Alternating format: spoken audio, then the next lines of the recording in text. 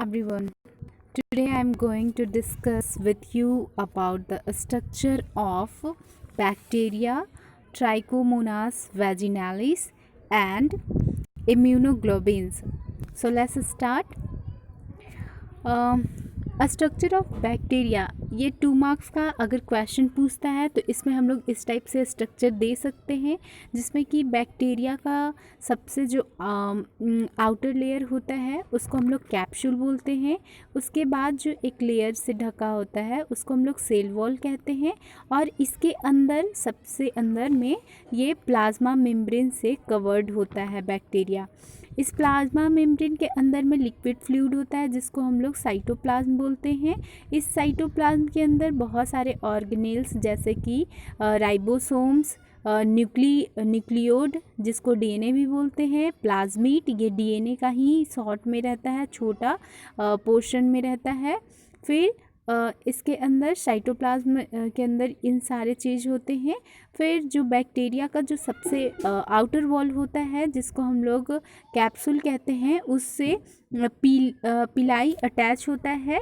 ये hair like structure होता है, और फिर इसमें ही बैक्टीरिया से फ्लैजिलम अटैच होता है, ये एक टेल लाइक स्ट्रक्चर होता है। सो यहाँ पर बैक्टीरिया का स्ट्रक्चर हम लोग इस टाइप से ड्रॉ करके और फिर इसका नेमिंग कर सकते हैं।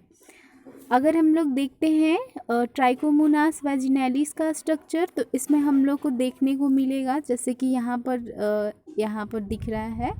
तो यहाँ पर हम लोग देख सकते हैं, ये 2 मार्क्स का क्वेश्चन अगर पूछता है तो इसमें जैसे कि यहाँ पर हम लोग को मिल रहा है कि इसमें क्या है, जो सबसे एक वन फ्लैजिलम लंबा सा प्रेजेंट होता है जो कि अटैच होता है अनड्यूलेटिंग मेम्ब्रेन से, और ये टोटल इसका लेंथ 15 माइक्रोमीटर का होता है।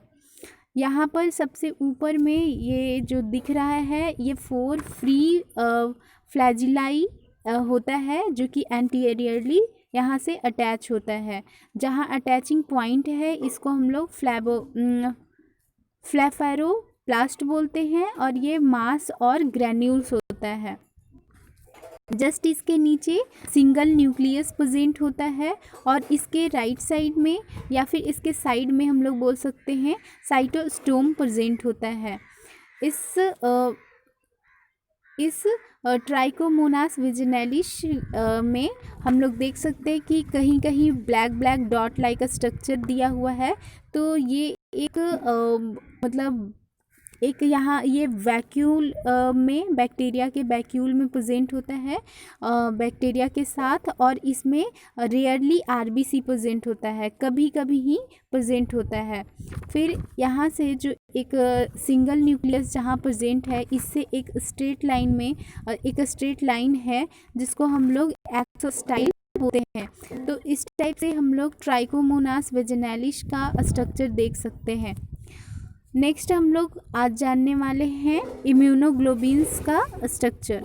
सो इम्यूनोग्लोबिन्स का स्ट्रक्चर में अगर 2 मार्क्स का क्वेश्चन पूछता है तो ये ऐसे हम लोग जानते हैं कि 5 टाइप का होता है, IgG, IgA, IgD, IgE and IgM। सो अगर देखें स्ट्रक्चर हम लोग IgG का, तो यहाँ पर हम लोग देख सकते हैं कि जो एक साइड में लाइट चैन और फिर उसके साथ हैवी चैन, ये दोनों डाई सल्फाइड बॉन्ड के थ्रू ज्वाइंट होता है, और इसी तरह का 2 स्ट्रक्चर एक हैवी चैन से नीचे की ओर ज्वाइंट होता है। अगर हम लोग सेक्रेटरी IgA का स्ट्रक्चर देखते हैं तो इसमें 2 इसी तरह का स्ट्रक्चर जिसमें कि लाइट चैन और heavy chain disulphide bond के थ्रू ज्वाइंट होता है। ये फिर जो कि हैवी चैन के थ्रू नीचे की ओर ज्वाइंट होता है, और इसी तरह का 2 स्ट्रक्चर अपोजिट टाइप से जुड़कर अटैच होकर जिसके बीच में ज्वाइनिंग चैन प्रेजेंट होता है। ये ज्वाइनिंग चैन ये दोनों स्ट्रक्चर को अपोजिट डायरेक्शन में जो स्ट्रक्चर प्रेजेंट है यहाँ पर, तो इसको अटैच करने में हेल्प करता है। और ये 2 टाइप का इसी तरह का जैसे IgG में था उसी टाइप का 2 स्ट्रक्चर मिलकर और एक सेक्रेटरी IgA का स्ट्रक्चर बनाता है, फॉर्म करता है। फिर IgD का स्ट्रक्चर हम लोग देखते हैं तो यहाँ पर किस तरह से हैवी और लाइट चेन दोनों डाइसल्फाइड बॉन्ड के थ्रू ज्वाइंट रहता है और फिर नीचे में हैवी चैन के थ्रू ज्वाइंट होता है। इसके बाद है IgE, इसमें भी उसी तरह का सेम स्ट्रक्चर जैसे IgD में है, उसी टाइप का है। हैवी और चैन दोनों डाइसल्फाइड बॉन्ड के थ्रू ज्वाइंट रहता है और नीचे में हैवी चैन प्रेजेंट होते हैं। उसके बाद सबसे बड़ा जो स्ट्रक्चर होता है वो IgM का होता है।